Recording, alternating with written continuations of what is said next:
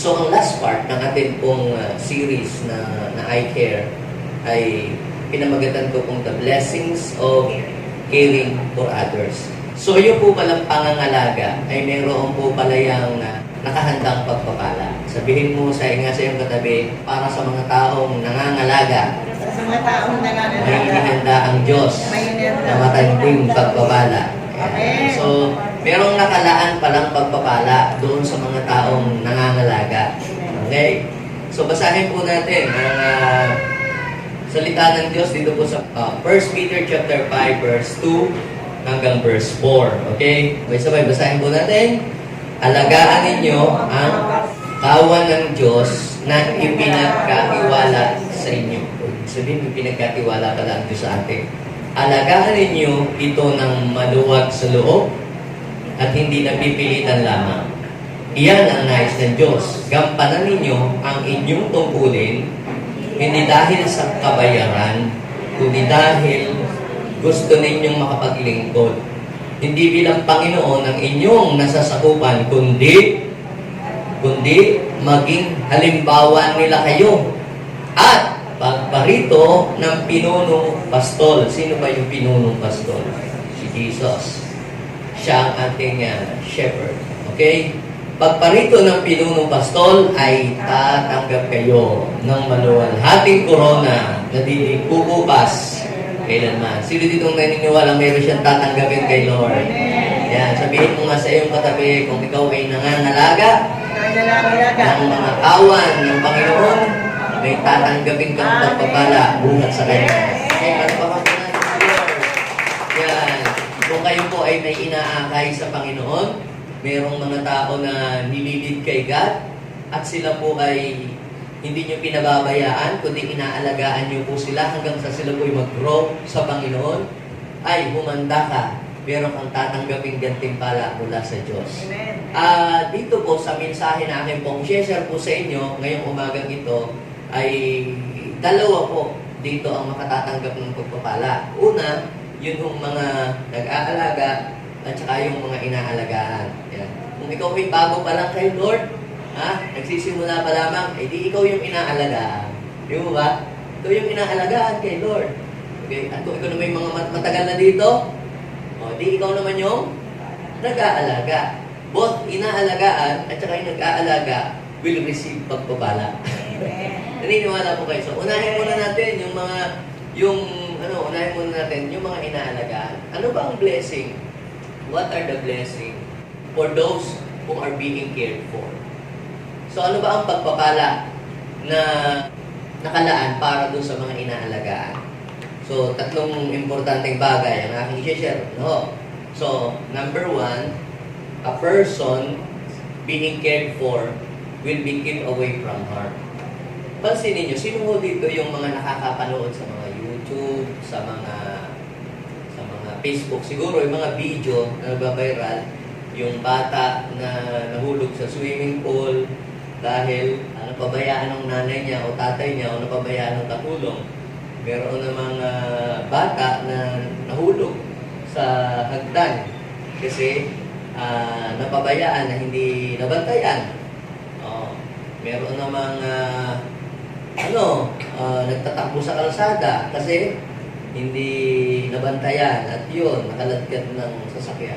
At marami pang mga iba tayo nakikita sa mga videos na mga nagte-trending, mga nagba-viral, na kapag pala ang isang tao na nangangailangan ng pangangalaga at pagbabantay ay hindi naalagaan at nabantayang mabuti, something bad may happen to him or to them, to sa mga taong pinaalagaan.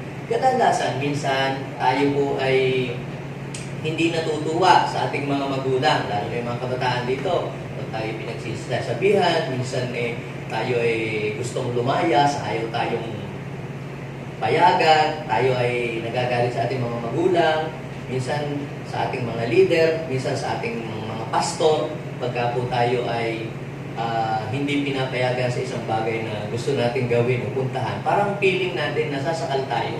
Feeling natin tayo ay pinaghihigpitan. Ganyan. Pero ang hindi natin lubos na nalalaman, tayo lamang pala po ay kanilang pinoproteksyonan upang tayo po ay malayo sa mga kapahamakan. Naalala niyo nung araw, yung hindi pa uso yung mga jealousy na mga bintana, ano? Yung uso pa yung mga yung window, yung mga mga sinaunang bintana, yung di pay-pay, ay yung mga kabataan, no? Pag hindi pinapayagan na magulang pumunta ng mga sayawan, tatalon sa bintana, tapos doon magbibihis sa puno ng sagingan. Tapos tapos na doon sa mga sayawan, no? Yun po ay basta sila ay tumatakas. Pero kalimitan doon sa mga tumatakas, yung walang paalam, maalis ang walang paalam, yung pang walang permission, ibig sabihin walang blessing. Kalimitan may mga disgrasya o kapahamakan na sabihin natin hindi maiwasan sa ganung pong mga pangyayari. Meron pong isang, narinig ko lang ito may nagkwento na alam niyo po yung ozone, yung disco, na uso yun yung pong mga magkakaibigan na parang mga graduate sila nagkaroon sila ng kasunduan yung na sila po ay parang magpa-party-party na magdidiscohan sila doon sa ozone na disco. Ngayon, yung iba hindi pumunta doon, yung iba hindi pinayagan ng magulang, pero meron pong isang nagpaalam sa kanyang parents ay hindi ho pinayagan na pumunta doon. So, yung iba pinayagan pumunta doon, pero siya ay hindi pinayagan ng kanyang mga magulang na pumunta doon. So, tampong-tampo sa kanyang magulang dahil hindi siya pinayagan at feeling niya siya ay pinagdadamutan, pinaghihigpitan at walang kalayaan. At siya ay nagkulong sa kanyang kwarto at siya ay parang nagagalit sa kanyang magulang. And then, the following day, ay lumabas po ang balita, dyaryo pa nun at saka sa TV, na nasunog po yung ozone disco house. At alam niyo po, nung mabalitaan nung isang kabataan na yon na hindi siya pinayagan, buti na lang na hindi siya pinayagan ng kanyang mga magulang na pumunta doon. Dahil kung siya din ay pinayagan na pumunta doon, ay di kasama din siyang nasunog doon at namatay. Minsan, may mga pagbabawal sa atin na yung parang hindi natin masyadong tanggap. Minsan, hurt tayo, na feeling natin tayo, wala nang kalayaan sa buhay. Pero yung pala, ang hindi natin nalalaman ay ikatawag yan iniaadya. Inilalayo lamang tayo ng mga taong, ng mga guardian natin, ng mga nag-aalaga sa atin, ng mga mentor natin, para tayo ay malayo sa kapahamakan. May kasabihan tayo sa Bible, doon po sa Proverbs, chapter 14, verse 12, na may daang matuwid sa paningin ng tao, ngunit kapahamakan ang dulo nito. Minsan, ang tingin natin sa isang bagay na gusto natin gawin ay napakaganda, pero sa tingin ng iba, ng mga taong nasa paligid natin, ay hindi pala maganda. Sa tingin lang natin maganda. Pero yung mga nakapaligid sa atin, nakikita nila yung danger. Kaya minsan, napaka-importante para sa atin na makinig tayo din sa payo ng iba. Hindi lamang sa sarili nating kagustuhan tayo nagdidepende. Kaya nga, dapat ay meron tayong option na hindi lamang yung sarili natin. Kinakailangan nating i-prove kung talagang tama yung ating naiisip, tama yung ating nilalakaran by hearing and listening doon sa mga taong nakapaligid sa atin. So, unang bagay na nakita ko, mga kapatid, dito, a person who cared for us serves as our protection. A person who cared for you, who cared for us, serves as our protection. Sila yung ginagamit ng Diyos para tayo maprotektahan. Okay? Minsan, naiinis tayo sa kanila dahil lagi na lang tayong pinagsasabihan. Minsan, pinagbabawalan tayo, naiinis tayo sa kanila. But in reality, the person who cares for us serves as our protection. Kumbaga sila yung ating pinaka-hedge. Ano ba yung hedge? Yung parang pinaka-bakod. Parang ganito, sa pag-akyat po ninyo dito, hanggang dito pagpasok sa loob na ito, mapapansin niyo, meron pong inilagay diyan sa may terrace na harang. Yan, may harang dyan, na hangganan. Tapos doon sa hagdanan, merong rails doon, nahahawakan kayo. Yan po ay hinge ang tawag dyan. Yan po ay harang. Para no, hindi po kayo mapatalon doon sa sa dyan, sa gilid. Dahil kung walang hinge yan, walang harang yan, ako siguro marami ng batang nahulog dyan at saka marami ng ano, na out of balance at napatalo na doon sa ano, sa mataas. Gayon din po ang purpose ng mga tagapag-alaga sa atin. Sila yung nagsisilbing hinge, nagsisilbing protection para tayo ay mailayo tayo sa kapahamakan. Basahin po natin ang John chapter 17 verse 12. Habang kasama nila ako, ang nagsasalita po dito ay si Jesus. At ang sinasabi niyang kasama nila ako, yung mga inaalagaan niya, na 12 inalagaan niya, ng mga pasaway. Nag-alaga din si Lord ng mga tao kung siya inaandito. Okay? Habang kasama nila ako, sabi ni Jesus, iningatan ko sila sa pamamagitan ng kapangyarihan ng iyong pangalan.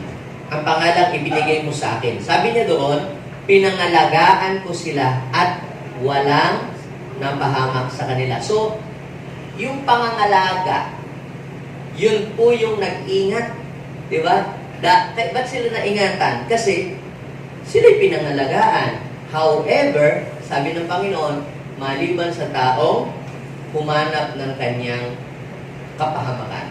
No, kita nyo, napapahamak ang tao, hindi dahil doon sa nag-alaga, kundi dahil ayaw niyang magpaalaga. Ayaw niya ng care. Ayaw niya ng siya pinagsasabihan, ayaw niya ng siya pinagbabawalan. Gusto lang niya igawin niya ang gusto niya. At kalimitan, yun yung mga napapahamak. Yung mga hindi nakikinig. Pero bless, yung mga taong nagpapaalaga. Sabihin mo sa iyong katabi, bless pala tayo. Kapag may nanangalaga sa atin. Kasi, kita nyo, kapag naliligaw tayo, napapahamak tayo, mali na pala yung nilalakaran natin. Somebody will guide us, will snatch us from evil. Alam niyo po yung shepherd, dalawa po ang kanyang tungkod. Dalawa po ang tungkod ng shepherd. Yung pong isa yung tungkod na yung diretsyo, yung pahaba na ganyan, yung tungkod. Yun ay ginagamit niya na pampalo sa mga lobo, sa mga mababangis na hayop. Hahatawin niya yung mga para itabo yung mababangis na hayop to protect the sheep. So, ang purpose nung rod, nung tungkod, is to protect the sheep. Diba, sabi po ng Bible sa Psalms chapter 23, verse 4, your staff will protect me. Ang iyong tungkod at pamalo ang siyang nagpo-protect sa akin. So, pangalawa pong tungkod ng shepherd, yung, alam niyo po yung may para may gawit. Yung parang sa payong. Yung payong, sino unang payong sa mga matatandang payong na may parang papaganyan. Tapos mahaba yun. Tapos hawak-hawak yun nung dala-dala yun ng shepherd, nung nag-aalaga ng mga kawa, ng mga tupa. Ano ang purpose noong yun? Nung pangkalawit na yun? Bakit may ganoon yung shepherd, may pangkalawit? Para po, kapag kayong mga tupa na napapapunta doon sa maling linya, na halimbawa ito yung linya ng grupo ng kawan, tapos yung isa palihis, papalayo, anong gagawin? Ang gagawin po ng shepherd, gagamitin niya yung kanyang tungkod na may kalawit at sasabihin, dito ka, para hindi ka maligaw. At minsan din po, dahil yung mga nahuhulog sa mga creek, nahuhulog sa mga cleft of the rock, yung mga ampas, yung parang bangin. Siyempre, paano maaabot yung yung mga tupa na nahuhulog doon? Ang gagawin po ng shepherd, kukuhanin niya yung kanyang tungkod na may kalawit at kakalawitin, hihilahin yung kakawitin yung sheep para siya ma-rescue at siya ay mailigtas. At hindi po minsan hindi po minsan madali yon kasi masasaktan ka pagka kinakalawit ka, hinihila ka, di ba? Masasaktan ka yung katawan kung ikaw ay sheep. Now, minsan, tayo ay pinagsasabihan ng mga nag-aalaga sa atin, tayo ay pinapangaralan. Sometimes nasasaktan tayo Pero ang totoo nun, tayo lang pala yung inilalayo at hinihila para hindi tayo mapapunta sa kapahamakan. Sabi ng Galatians chapter 6 verse 1, mga kapatid, kung may makagawa ng kasalanan, tinutukoy niya yung mga tao na nakakagawa ng kasalanan. Okay? Kayo pinapatnubayan ng Espiritu ang magtuwid sa Kanya. So, ibig sabihin, hindi tayo laging malakas habang panahon. Hindi tayo laging matatag, okay, habang panahon. Pero, yung mga tao na nangangalaga sa atin ay pwede silang gamitin ng Lord para sila yung makatulong sa atin para tayo mahango o ma-rescue dun sa kapahamakan. Okay? The person who cares for us serves as our protection. So, pangalawa, mga kapatid, the person who care for you or for us, help us or lifts you up in times of trouble or in times na ikaw ay ma-down o ikaw ay mag-fall o ikaw ay matumba. Sabi po ng Ecclesiastes, chapter 4, verse 9 to 10. Basahin natin. Ang dalawa ay mabuti kaysa isa. Mas marami ang bunga ng anumang magagawa niya. O kaya, hindi pala ika ngayong mabuhay na mag-isa lamang sa mundo na nagsusolo ay hindi madali. Okay? Sabi niya dito, kapag nabuwal ang isa, maitatayo siya ng kanyang kasama.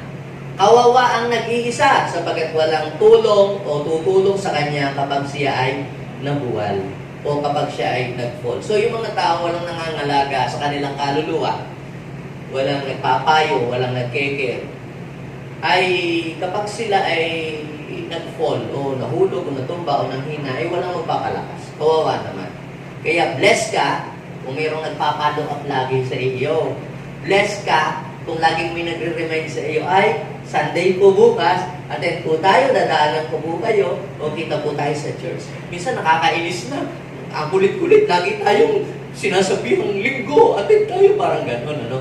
Pero, ang hindi natin alam, inililigtas tayo ng taong iyon sa kapahamakan. Amen? Minsan hindi nakakatuwa dahil ang kulit. Diba? Ay, ako'y gayon din ho dati noon. Lagi na lang ako, may linggo. Minsan parang gusto ko nang tumago. Hindi nga lang ako makatago kasi doon ako nakatira sa bahay nila eh. So, natatago. Pero, ngayon ko po napagtanto at naintindihan na ako pala ay blessed. I am super blessed kasi may mga taong nangalaga sa akin hanggang sa ako'y mag-grow at hanggang ako ay tumatag sa Panginoon. Sabi ko nga sa aking sarili, siguro ay kung hindi ako napangalagaan at na-guide sa Panginoon, ano kaya ang buhay ko ngayon? Saan na kaya ako naandoon ngayon? Kaya ako ay nagpapasalamat. Sabi ko, Lord, thank you po. Dahil noon, hindi ko naiintindihan. Dahil nung ako'y bago pa lang, ako'y inis na inis. Lagi na lang, linggo-linggo na lang ako nasa church. Bakit ka lagi na kami? Hindi ko pa naiintindihan nung bago pa lang ako kay Lord. Kung bakit ba lagi ako kami dapat punta sa church. Ngayon ako'y nagkaedad na at nag-mature na, ngayon ko na magtanto na napakahalaga pala na mayroong nangangalaga sa ating spiritual life. Na ilalayo tayo sa kapahamakan. Na ilalayo tayo sa mga gawa ng kaaway. Okay? So, ano yung una? Na blessing, a person who being cared will be kept away from harm. Malalayo ka sa kapahamakan. Okay? Then, number 2, a person who is cared for will become a better person. Yung daw po mga tao na naaalagaan, napapangalagaan, nagagabayan, na merong nagme-mentor sa kanila, may nagbibigay payo, nagbibigay ng mga advices, ay nagiging mabuting tao. Totoo nga naman. Pansinin niyo yung mga tao, may magulang naman, pero hindi naman sila inaalagaan. Parang, ilang diyan, napakalat-kalat sa karsada, umuwi sa bahay, dumating o hindi. Walang pakialam dahil yung mga magulang nila nandun sa tugita, nandun sa kung saan, sa inuman. Yung mga anak nila, yan kung saan napupunta.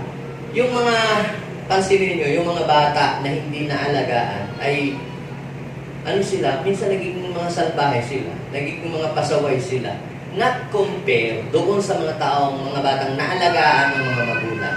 Hindi naman sila perfect. Yung mga taong naalagaan ay hindi naman po talaga sila perfect. May mga rin. May mga pagkakamali din yan kahit naalagaan. Pero, mas advanced sila. Mas blessed sila. Mas blessed yung mga taong naalagaan kaysa doon sa hindi. Di ba? Tingnan ninyo, sa Bible, sa Lucas chapter 2 verse 51 and 52. Basahin natin. Bakit si Jesus ay naging isang mabuting tao? Ito po yung si Jesus ay sumama sa kanyang parents papunta sa Jerusalem para mag-worship. Kaya mga parents, we are blessed kapag ang ating mga anak ay nadadala natin sila sa gawain ng Lord. Dinadala natin sila sa tamang landas. So, ang kwento kasi dyan, si Jesus po ay sinama sa sinama sa temple para mag-worship. Tapos umuwi na si Mary at saka si Joseph. Ito palang si Jesus ay nagpaiwan sa temple para mag-serve. Ngayon, dinadala sila sa kanilang bahay. Akala ni Mary, kasama si Jesus ni Joseph. Akala naman ni Joseph, kasama si Jesus ni Mary. At sila'y umuwi na. Pagdating doon, wala si Jesus. Nasaan nandun si Jesus? Hinanap sa mga kapitbahay, hinanap sa mga bahay ng kanyang mga kaibigan, hinanap sa tonggitan, sa inuman, wala doon. Ang ginawa nila, bumalik sila sa Jerusalem. At hinanap si Jesus. Alam niyo kung nasaan si Jesus? Saan nila nakita si Jesus? Naandoon sa temple. Nakikipag-usap sa mga rabbi, sa mga teachers, at nakikinig. See? Dahil itong si Jesus ay bata pa lang, laging dinadala sa temple. Kapag nawawala, saan pumupunta? Pumupunta sa church. Naging ang church ang kanyang tambayan, ang church ang kanyang puntahan. Kasi doon siya lagi dinadala. Kung ang anak ninyo po, bata pa lang, lagi niyong bit-bit sa bingguhan, bit-bit sa tungkitan. Pag nawala yan, hinanap ninyo, saan ninyo hahanapin yan? Doon yung makikita, sa inuman din. Pero palibhasa si Jesus, yung parents niya, bata pa lang, laging dinadala sa temple. Di ba? Maliit pa lang, dinadala sa temple. 8 days pa, dinadala sa temple. Hanggang sa medyo 12 years old na, dinadala pa rin. Laging dinadala sa temple. Kaya alam niyo po, laging siya ay naging in love na sa pagsiserve kay Lord. At ano ang naging effect noon? Kita niyo po, sabi doon ay sumama siya sa kanyang mga magulang sa Nazareth, siya ay naging masunurin. Nagiging masunurin pala ang isang bata kapag nalalapit sa Diyos. Yun. So, ang lahat ng bagay na ito ay iningatan ng kanyang ina sa kanyang puso. Tingnan ninyo yung verse 52. Basahin natin sabay-sabay. Patuloy na lumaki si Jesus. Lumawak ang kanyang karunungan at lalong naging kalugod-lugod sa Diyos at sa mga tao. Alam niyo po ang nakapagpatino sa akin? Nakapagpatino sa akin dahil ako noon isang bahing bata at palamurang bata. Ay yung kasasama lagi akong hinihila laging papunta sa church at tinuturuan ng mga verses. Pinagme-memorize kami doon. Tinuturuan kami ng mga Bible story. Alam niyo, hanggang ngayon, yung mga tinuro sa akin nung ako'y bata pa, ay hanggang ngayon namimemorya ko pa at nai-share ko pa rin. Bakit? Kasi sabi ng Bible, ituro sa bata ang daang dapat lakaran at hanggang sa paglaki ay hindi niya ito makakalimutan. Kaya minsan sasabihin ng mga iba, ay, yan na may bata pa, yan mo yan, huwag mo isasama sa church yan, wala pang alam yan. Pero yan nga po ang talagang kailangan na bata pa lamang ay dapat mataniman na yan ng salita ng Diyos. Dahil kung yan ay bata at hindi matataniman agad ng salita ng Diyos, ibang salita ang maitanim dyan sa paglaki niyan. The way he act or she act ay iba, kakaiba. Pero pagka ang salita ng Diyos ang siyang naitanim diyan, para kasing ang isip ng mga bata ay para yung katulad ng computer. Kung ano yung i-upload mo diyan, i-download mo diyan, ay yun din lamang ang makikita mo diyan. So kaya yun ang nangyari kay Jesus. Bakit siya naging mabuting bata? Bakit siya nagkaroon ng fear of the Lord? It's dahil siya inaalagaan ng kanyang parents. So, makikita natin dito, mga kapatid, yung kahalagahan. A person who being cared for will become a better person someday. Ganyan din yung mga tao, yung mga bagong believer, na kapag napangalagaan natin sila, sila ay magiging mga mabubuting believer din. Magiging ganun din sila sa iba. Yung mga hindi naalagaan, basta lang sila nanonood at nakikinig sa YouTube, kung ano-ano ang nila, mapapanood. Walang nag-guide kung ano ba yung tamang papanuurin, walang nagsasabi kung ano ba tamang preaching na dapat niyong pakinggan. Kaya ang daming mga Kristiyano na hindi naalaga, nagiging legalistic sila. Sometimes, they are speaking against the church. Against sa pagtulong sa church, against sa pagsiserve. Yun mga yun ay hindi na-guide, hindi po sila naalagaan. Kaya naman, ganun na lang sila kung makapagsalita sila against the church, against the man of God, ay wagas. Yun ay mga hindi naalagaan na tao. Pero yung mga naalagaan, hindi po sila nagsasalita against the church, against the man of God, against the servant of God. Bakit? Dahil alam nila, yes, they are not perfect, the church is not perfect, pero yun ay ginagamit ng Diyos for our spiritual nourishment. Are you with me? Nasundan niyo po. So, una, si Jesus po ay naging mabuting tao, lumaking may fear of the Lord, dahil siya ay naalagaan ng kanyang mga magulang. Isa pa sa Bible, meron pong isang kabataan din. Ang pangalan niya si Timothy. Basahin nga po natin si Timothy. Si Timothy ay naging great leader. Naging mahusay siyang leader dahil naalagaan siya sa pananampalataya ng kanyang ina at ng kanyang lola. So kita ninyo, yung kanya pong lola, hindi lang siya pinakain, hindi lang siya binigyan ng pangmerienda o baon, kundi ginabayan pa ang spiritual life ni Timothy. Siniran pa si Timothy ng salita ng Diyos. Kaya napakaganda, mga kapatid, ang pagsishare ng salita ng Diyos, hindi dapat sa iba magsimula Sa ating tahanan iyan magsimula. Napakaganda. Tingnan niyo po, ang 2 Timothy, chapter 1, verse 5. Basahin po natin ang sinabi ni Pablo patungkol kay Timoteo. Ano sabi niya? Hindi ko nalilimutan ang tapat mong pananampalataya. Bakit nagkagano si Timothy? Why Timothy become strong and faithful in faith in God? Dahil may nangalaga sa kanya. Sabi niya, hindi ko nakakalimutan ang tapat mong pananampalataya na unang tinaglay ng iyong lolang si Loida. Lola pala niya si Pastora Loida. Joke lang yun. Ibang Loida ho yung natagabit mali. Imagine nyo po, yung pananampalataya, si ano pala, ay faithful kay God, si Lola Loida. Tapat sa Panginoon. She is a woman of faith. Pagdating sa pananampalataya, Sister Loida is the best example when it comes to faith. Lalo na sa kasipagan, sa paghayo. Best example sa kasipagan, sa paghayo. Yang si Lola Loida. At nag-reflect po ito sa buhay ni Timothy. Naiipasa pala. Bakit? Sino ba naman ang gagayahin ni Timothy? Siya yung kung sino yung nagme-mentor sa iyo, yun yung gagayahin mo. Yun ang tutularan mo. Ang nagpalaki sa kanila, nag-alaga sa kanila ay mga better person, mga matitinong tao. Kaya po si Timothy ay naging matino ding tao. Kita nyo, hindi lang yung lola niya, pati yung kanya daw pong ina na si Eunice. Natitiyak kong nasa iyo ang pananampalatayang iyon.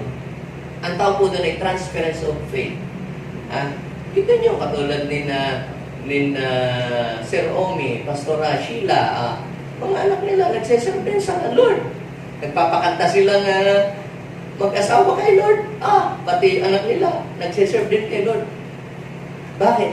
Kasi na-model po ito sa kanila. Kaya yung mga taong naaalagaan will become a better person in the future. So, tayo din, ang mga parents na nandirito, maaaring hindi po tayo pastor, hindi tayo nangangaral ng salita ng Diyos, hindi po kayo politiko na kayo namumuno sa lipunan or society, or maaaring sasabi ninyo hindi naman kayo mayor, kaya wala akong pwedeng maging ambag sa lipunan. Hindi po totoo yun. Palakihin lamang po ninyo ang inyong mga anak na may tamang pagkatakot at pagkilala sa Diyos. Napakalaking tulong po na inyong nagagawa sa lipunan. Bakit maraming sakit ng ulo ng lipunan? Bakit maraming pasaway sa lipunan?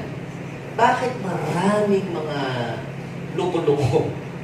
Sorry for that word, sa lipunan. Ang tanong ay, bakit? Dahil marami pong parents fail to take care of their children. Buti na lamang, nakatulong ang church. Nakatulong din naman ang church sa pangangalaga. Pero hindi kayang trabahuhin lahat ng church na maging matino ang mga tao. Laging sa pamilya nagsisimula ang mabuting bagay. Are you following me? So, sino pa? Yung mga disipulo ng ating Panginoon. Alam niyo po ba na ang pinili ni Jesus na mga disipulo ay yung mga matitigas ng ulo, mga pinakamasaway. Hindi yung mababait ang tinawag ni Jesus, kundi yung tinawag niyo mga salbahe. Yung si James at saka si John, ang tawag po sa kanila, sa kanilang lugar, son of thunder, anak ng kulog. Mga pasaway na mga bata. Mga 8, yung mga alagad ni Jesus, mga 12, 13, 15 years old. Yun yung mga inalagaan ni Jesus. Ang pinakamatanda na inalagaan po niya ay si Peter, 29 years old. At may asawa na. Ang pinakabata, si John, yung sumulat ng Revelation. Siya po ang pinakabata na inalagaan ni Jesus. Paano mo nasabi, Pastor? Kasi siya ang pinakahuling namatay si John. Pero itong 12 itong pasaway, mas matindi. Kita nyo nga si Judas inalagaan na nga ni Jesus. Tapos, ibinenta pa si Jesus doon sa mga kaaway ni Jesus.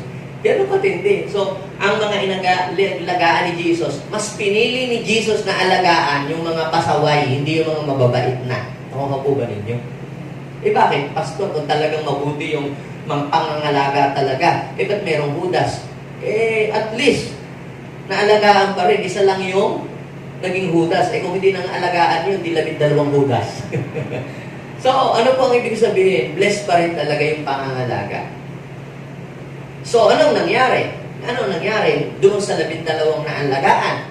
Dati, mga pasaway. Hindi nga po sila nag-aral Alam yung mga minsan, yung mahilig sa barkada na mga kabataan, ayaw mag-aral talaga. Pasaway. Kaya siguro, sabi ng mga magulang, sige, bahala ka na nga, Jesus, dahil sa mga alam mo niya, mga pasaway, sige, patulugin mo na lang sa inyo. Pag dito sa bahay, nako, may sakit ko pa ng ulo dito. Inalagaan mo na inalagaan ni Jesus. Pero anong nangyari nung doon sa mga inalagaan ni Jesus? Basahin mo ninyo ang Acts chapter 4 verse 13. Namangha ang buong Sinedrin. Sa katapang ipinakita ni na Pedro at Juan. Ito yung mga alagad ni Jesus, Lalo na nang malaman nilang mga karaniwang tao lamang ito at hindi nakapag-aral. Ito yung mga inalagaan ni Jesus. Marami naman pwedeng alagaan si Jesus diyan Yung mga professional, yung mga babae. Pero para ipakita yung pangangalaga at care ni Jesus, mas pinili ni Jesus na piliin yung mga patapunan sa lipunan. Pero alam niyo po pala, we must not underestimate yung mga tao inaalagaan natin. Kaya huwag mong langlangin, huwag mong maliitin yung nagagawa ng pangangalaga sa isang tao. Dahil pagdating ang araw, yung palang mga taong yan, yung pangangalaga pala, pakikare pala ginagawa mo, will have a strong impact doon sa taong inaalagaan mo. Basahin niyo po, nagulat po yung mga professional na mga tao, mga teachers of the law, nagulat po. Bakit? Si Peter po at si John, hindi po sila nag-aral. Pero grabe po silang magsalita. Ang galing. Nalaman, sila daw po'y uneducated, hindi nag-aral. Nalaman po nila na ito palang mga ito ay kasama dati ni Jesus. Kasama ni Jesus. Ito yung mga inalagaan ni Jesus. When they saw the boldness of Peter and John and perceived that they were uneducated, hindi nag-aral, untrained, walang formal training, sila po'y na-amaze. Anong nangyari sa mga ito? Ba't ito mga ito ay naging ganito? Pasaway ito dati. Palamura ito. Nako, magugulong tao ito. Pero bakit grabe ito ngayon? Matindi. At napagtanto nila, sila yung mga inalagaan ni Jesus. So, kita nyo po, a person who being cared for will become a better person someday. Mga inaalagaan mo, minamahal mo, yung tinatapunan ng kalinga, hindi mo alam, isang araw, siya pala yung taong gagamitin ng Lord. Yung anak mo, na kahit pasaway, minamahal mo, hindi mo alam, pagtanda mo, siya pala yung tutulong sa magmamalasakit sa iyo. Di ba? So, ang pangatlo, mga kapatid, ito, a person who is well cared for will also take care for others. Yun yung mga tao na naalagaan ng maayos. Kalimitan, sila din ay nangangalaga din ng maayos. Maayos din silang mangalaga. Pansinin nyo yung kita yung mga parents natin, yung mga nung unang panahon, grabe po sila kung makapamalo, grabe po sila kung makapagdisiplina. Yung sabi nga nila parang akala mo disiplinang militar. Ganun ang nakanilang na-experience sa kanilang mga magulang. Kasi yun ang nakita sa mga Kastila. Kaya nung po sila maging magulang na, ganun din po silang itrato na kung paano ang pagtrato sa kanila nung kanilang mga boss, nung kanilang mga namumuno sa kanila nun. Ganun din po ang nagiging pagtrato nila sa kanilang mga pamilya nung magkaanak na sila. At kalimitan, yung mga tao hindi nakaranas ng pangangalaga, magandang pangangalaga at pagpaaruga ng magulang, wala po silang idea kung paano maging magulang o mangalaga din. Kasi hindi nila experience. Yung mga naging victim sila ng mga pedophile, sometimes nagiging pedophile din sila. Yung mga tao in-abuse, minsan sila din ay nagiging abusado pagdating sa iba. Yung mga tao hindi nakaranas ng pagmamahal sa kanilang mga parents, kalimitan sila ng mga hurt, mayroong rebellion. Kapag meron na po silang mga tao under them, kanila po itong ini-express doon sa mga taong nasa sa ilalim niya. Kaya minsan, bakit ganun yung mga parents na ganun? Bakit ganun sila magsila? Grabe sila magmura, grabe silang manakit. Parang hindi sila makatao. Ba't ganun? It is because hindi nila na-feel, hindi nila naramdaman maaari sa mga magulang nila. Kaya hindi rin nila ma-express nung sila ay magulang na. Kaya reminder sa ating mga magulang. Maaaring tayo po, hindi natin naranasan sa ating mga ninuno na nag-care sa atin. Pero huwag na natin idama yung mga susunod na generation. Sikapin natin maipadama yung pagmamahal doon sa next generation. Para sila, ganyan din ang gagawin doon sa mga susunod na generation nila.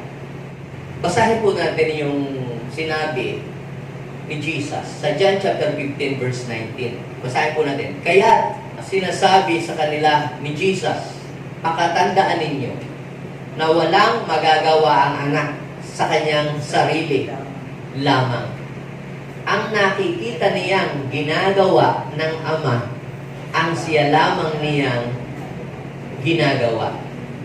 Ang ginagawa ng Ama ay siya ring ginagawa ng anak. Ano kung ibig sabihin dito? You cannot share something that you have not experienced. So, hindi mo maibabahagi ang isang bagay na hindi mo naranasan. O hindi ka makapagbibigay ng isang bagay na wala ka noon. Hindi mo maibibigay sa ibang tao yung care kung hindi mo naranasan ano yung care. Hindi mo maibibigay sa tao yung pagmamahal kung ikaw mismo hindi mo naramdaman yung pagmamahal. Kaya kung ikaw ay leader, yung naging mabuting leader ka doon sa mga sumusunod sa iyo, yung mga sumusunod sa iyo, magiging ganun din sila sa iba. O, pag nag-handle, kita niyo yung kita ninyo yung mga taong na i-lead, na i-guide ng kanilang pong mga parents sa kanilang mga tahanan. Pag yung pumasok sa trabaho, nag-handle ng company, nag-handle ng business, ganoon din sila. Kasi minagay. Doon sa wala, napakalupit nilang supervisor, laging nakakasakit na manager, laging ganun. Kasi sa bahay nila, yun yung kanyang madalas ay nakikita at nararanasan. So, sa kabilang banda, kapag ang isang tao ay naaalagaan, napapangalagaan, at nakakaramdam ng pagmamahal, yun din ang maipapadama niya sa ibang mga tao. So, a person who is being cared for will also care for others. Kaya sabi ni Jesus, kung paano siya minamahal ng Ama, ganon din siya nagmamahal sa atin. Tignan niyo po, yung pagmamahal na ipinadama sa atin ni Jesus, ay yun yung pagmamahal na ipinadama sa Kanya ng Ama. Na yung pagmamahal na yun, ipinadama din sa atin ng ating Panginoon. Kaya, mga kapatid, kung merong nangangalaga sa iyo, you are super blessed. At kung wala pa, mag-pray ka, Lord. Magpadala ka ng mabuting tao na mangangalaga sa akin para ma-guide ako, para malayo ako sa kapahamakan, para ako'y maging isang mabuting tao, hindi ako mapariwara ang aking buhay. At kung kayo naman po'y matagal na sa Panginoon, you are matured enough. Huwag kayong magdalawang isip na mangalaga din sa iba. Pwedeng kapamilya mo, o ibang tao, o friend mo, alagaan mo sila sa Panginoon. Now, ano naman po ang blessing para doon sa mga nangangalaga? Kanina doon sa mga inaalagaan, ha? Ngayon, ano naman yung blessing para doon sa mga nangangalaga? Basahin natin ulit. Balikan natin yung 1 Peter chapter 5, verse 2 to 4. Alagaan ninyo ang alin? Kawan. Ano ba yung kawan? Yung kawan, flax. Inihalin tulad ng Biblia yung mga tao ng Diyos o yung God's people or yung church o yung gawain ng Panginoon sa kawan, sa flax. So, kapag sinabing kawan, that is a people of God. Yung mga taong iniligtas ng Diyos, yung mga taong pumilala sa Panginoon, na tumanggap sa Panginoon, kailangan daw silang maalagaan. Dahil, siyempre, kung hindi sila maalagaan, pwede pa silang ma-snatch, pwede silang maagaw pa ng kaaway at madala pa uli sa kapahamakan. Pero sabi dito, alagaan ninyo ang kawan ng Diyos na ipinagkatiwala sa inyo. Alagaan ninyo ito ng maluwag sa kalooban at hindi napipilitan lamang. Iyan ang nais ng Diyos. So, desire pala ni God, yun para sa atin, na tayo ay maging tagapangalaga ng mga tao niya na iniligtas. Okay? Gampanan ninyo ang inyong tungkulin. Hindi dahil sa kabayaran, kundi dahil sa gusto ninyong makapaglingkod. Sino po dito gusto ninyong mag-serve kay God?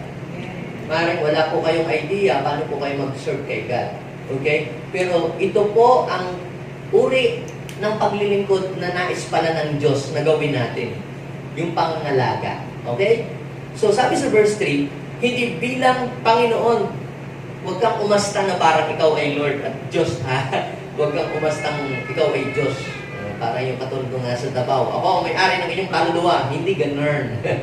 Si Pastor Cleo, si Bishop Art, hindi ko kami ang may-ari ng inyong kaluluwa. Ha? May-ari ng kaluluwa nyo, si Jesus. Ano lang kami dito? Tagapag-alaga. So, hindi kami ang inyong Panginoon. Ang Panginoon natin, isa lang. Si Jesus. Ano lang kami? Tagapangalaga ng kaluluwa. Sabi, hindi bilang Panginoon ng inyong nasasakupan, kundi maging halimbawa, maging example. At tingnan ninyo yung verse 4. Basahin natin sabay-sabay. At pagparigo ng Panginoon, pinunong pastor, siya yung pinaka-chief shepherd. Chief o pinaka-mataas. Siya yung pinaka-Panginoon ng Panginoon, Lord of Lords. Tagapangalaga ng mga tagapag-alaga ng lahat. Okay, si Jesus yun. Pagdating daw po ni Jesus, ano ang sabi? Tatanggap daw kayo ng koronang dito bukas, kailanman. Tatlong mahalagang bagay, tatlong mahalagang blessing ang makikita natin na ipaparanas ng Diyos sa mga taong nangangalaga, sa mga tao niya. Number 1, you will have a privilege to serve God. Sabihin natin, privilege. Kapag sinabi po natin privilege, dito may privilege card. Privilege, ang privilege is an advantage special advantage you have that not everyone enjoy. So, hindi lahat po ay meron ito. Pili lamang ito. Kaya pala, ang paglilingkod is a privilege. Okay? Hindi pang kalahatan. Kasi hindi naman lahat nag-deserve. Kita nyo, may mga kaibigan ba kayo o kakilala o kamag-anak na they are proud kapag sila'y nagtatrabaho sa office ni Go. Saan ka magtatrabaho? Ako lang naman nasa office ni Go. Nakatanglap, tingala pa yung ganyan. Ako lang naman ay nagtatrabaho sa office ni Mayor. Para bagang nakakahigit ka sa iba. Pagka ikaw kanang kamay ni Mayor o nasa office of the Mayor, para bagang ikaw nakakalamang ka sa iba. Hindi po lahat ay pwedeng tumira sa Malacanang. Ang makatira lang doon, siyempre kung presidente ka, kung anak ka ng presidente o asawa ng presidente, at saka katulong ka niyan. Kaya tawag sa iyo, maid in Malacanang. So, kita niyo po, hindi lahat po pwedeng pumunta doon. Now, ano po ang point ko? Ganon din sa pagsiserve kay Lord. Of all people, sa dami ng tao, dito sa Dagupan, sa Pangasinan. Pero, alam niyo po, it's an honor na ikaw ay tawaging lingkod ng Diyos. Bakit? Kasi ikaw ay lingkod hindi ng mayor. Lingkod ka hindi ng presidente. Lingkod ka hindi ng gobernador, kundi hindi ng hari, kundi hari ng mga hari. Kapag ikaw ay nagsiserve kay Lord, you are a servant of the Most High God. Yan yung pinakamataas na uri ng serbisyo, ng pagsiservisyo. Yung ikaw ay naglilingkod sa Panginoon. At anong paglilingkod ang hinahanap ng Diyos? Yung pangalagaan ang mga tao niya. Pangalagaan yung mga taong kanyang iniligtas. Basahin po ninyo yun, yung verse 2. Alagaan ninyo ng maluwag sa loob at hindi napipilitan lamang. Iyan ang nais ng Diyos. Nagampanan ninyo ang inyong tungkulin, hindi dahil sa kabayaran, kundi dahil gusto ninyong makapaglingkod. That is a highest form of service. Yung maalagaan mo yung mga tao at mailapit mo sa Panginoon, yan pala ang klase ng paglilingkod na nais ng Diyos at hinahanap ng Lord para sa atin. So, ang pangalawa, mga kapatid, you will become a role model to others. Kapag po kayo ay nagiging modelo or ginagawa kayong example, ibig sabihin kayo po ay nagiging blessing. May magandang nakikita sa inyo na meron kayong mai-impart doon sa iba. Lahat tayo merong iniidolo. Meron tayong mga ginagaya. Ba't natin siya ginagaya? Kasi merong magandang katangian siya na gusto nating may apply din sa atin. Ako, marami ako mga model. Model ko ay ang ating bishop. Kung paano siya ginagamit ng doon. May iba pa akong mga model na mga tao sa ganong area. Bakit? Sila yung mga taong blessed na. Yung bang one step ahead na sa iyo, na gusto mo din na yung kanyang tagumpay, ay maranasan mo din. Kaya ginagawa mo silang modelo. At pagka ikaw ay modelo, ibig sabihin nasa yung blessing ni Abraham. You will become a blessing to other people. And other people will ask God, will pray to God. Nakatulad daw din nilang pinagpala, sila ay pagpalain din. Di ba? Ganun ang sabi ng Lord kay Abraham. Ando sa Genesis chapter 12. Nakagaya ang mga bansa, hihilingin nila. Nakagaya mong ikaw ay pinagpala. Paano ko pinagpala? Hihilingin nila na sila din ay pagpalain din. Ibig sabihin, pag ikaw ay nangangalaga, ikaw ay magiging role model ng iyong pinangangalaga. Lord, sana ma-bless din ang buhay ko. Kagaya ni Sir Oki, Sister Sheila. O, di ka gano'n. Di ba naging blessing ka? Lord, sana maging blessing din ako. Kagaya ni Sister John, na ginagamit mo sila. Ba? Nagiging blessing. Sana maging blessed din ako. Kaya na ikaw ay nagiging modelo, nagiging huwaran ka, ikaw ay kinokopya ka. Pansinin niyo sa verse 3 ng 1 Peter. Sabi doon, hindi bilang Panginoon ng inyong nasasakupan, kundi maging halimbawa nila kayo. Ibig sabihin, pag example na, ibig sabihin, merong impact ang buhay mo. May maganda Kaysa naman sa, nako, pag ako'y lumaki at ako'y naging tatay, nako, hindi ko gagayahin ang aking tatay. Ibig sabihin, walang magandang naipakita ka, kaya ayaw kang gayahin. May basta, gusto ko paglaki ko, gagayahin ko ang tatay ko. Naging mabuti siya, naging negosyante siya, mapagmahal sa mga anak niya. Ako din nagiging mapagmahal sa mga anak. Ibig sabihin, pag ikaw ay nagiging modelo, ikaw ay nagiging pagpapala. Yan. Okay. Ang pangatlo, mga kapatid, ito ang malupit. Sino gusto nito?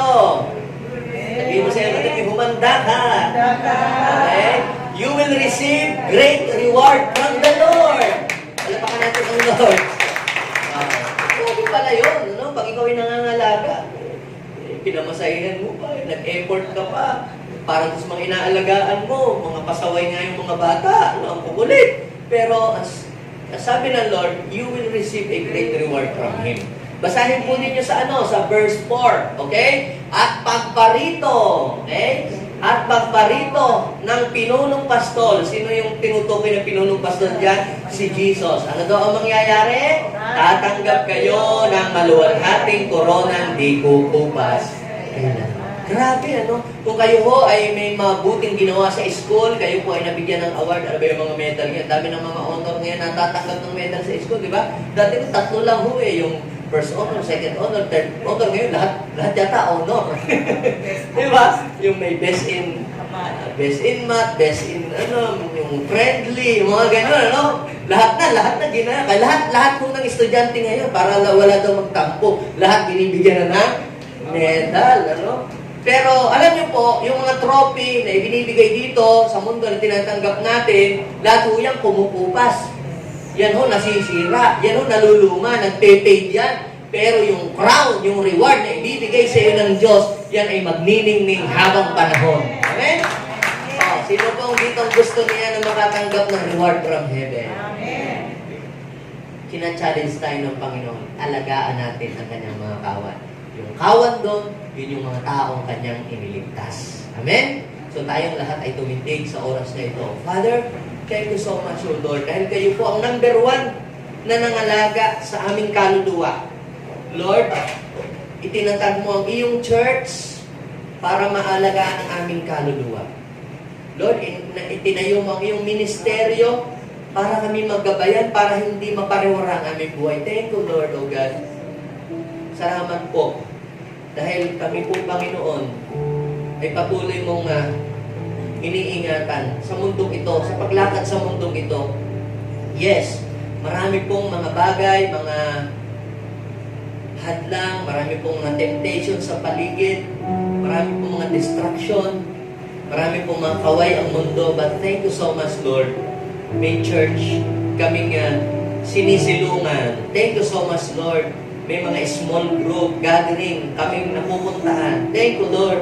May mga taong nagpapalakas lagi sa amin, nag-i-encourage, na lagi kami pong nire-remind na magpatuloy sa takbuhin na sa aming harapan. Thank you, Lord, sa mga buhay nila. Salamat sa mga taong ginamit mo para lumakas ang aming pananampalataya. Salamat, Panginoon, sa mga taong ginagamit mo, Panginoon. Lalo mo ba silang pag-alabin ang puso at hindi sila mawala ng gana sa paglilingkod, Panginoon. Lord, gawin mo din kaming mga katulad ng mga taong iyon, Lord, na ginagamit mo para sa iyong kakatian. Yes, magpasalamat tayo sa Lord. Magpasalamat tayo sa Lord. Pasalamatan natin siya sa kanyang kabutihan na ginawa sa ating buhay. Lalo na sa pangangalaga niya sa ating kaluluwa.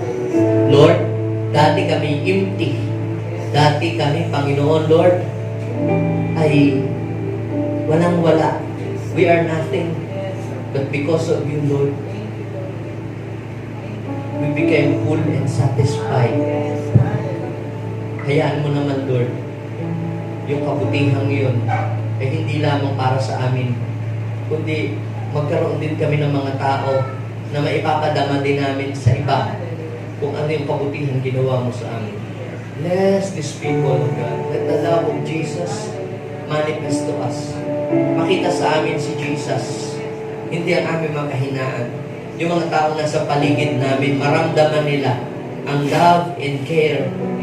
Hindi man kami nasanay dahil Hindi kami lumaking may nagkikare sa amin. Pero Lord, your love and care is enough, O Lord. Kung hindi man namin naranasan sa mga magulang namin, yes, kung hindi mo naranasan ang pangangalaga sa iyong mga magulang, sa iyong mga mahal sa buhay, kung hindi mo naramdaman ang pagmamahal, yes, ipaparanas sa iyo ng Diyos.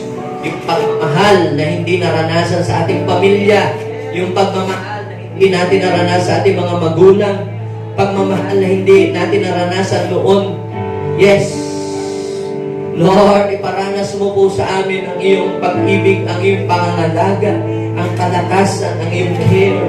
Upang sa gayon ay magkaroon kami, Panginoon, O Lord, ng inspiration na magawa din namin ito sa iba, O Lord. Thank you so much. Forgive us, Lord, kung kami ay naging parang walang pakialam sa ibang tao.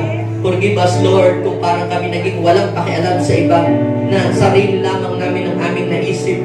Pero tinuruan mo kami to love the Lord your God with all your heart, with all your soul, with all your strength, and love your neighbor as yourself. Help us to love our neighbor, O God. Kung paano namin naramdaman yung pag-ibig na nagmumula sa inyo. Pwede bang lagyan natin ating kamay sa ating puso? At tayo po ay manalangin, sabihin natin, Panginoong Jesus, salamat po sa inyong pangangalaga sa aking kaluluwa.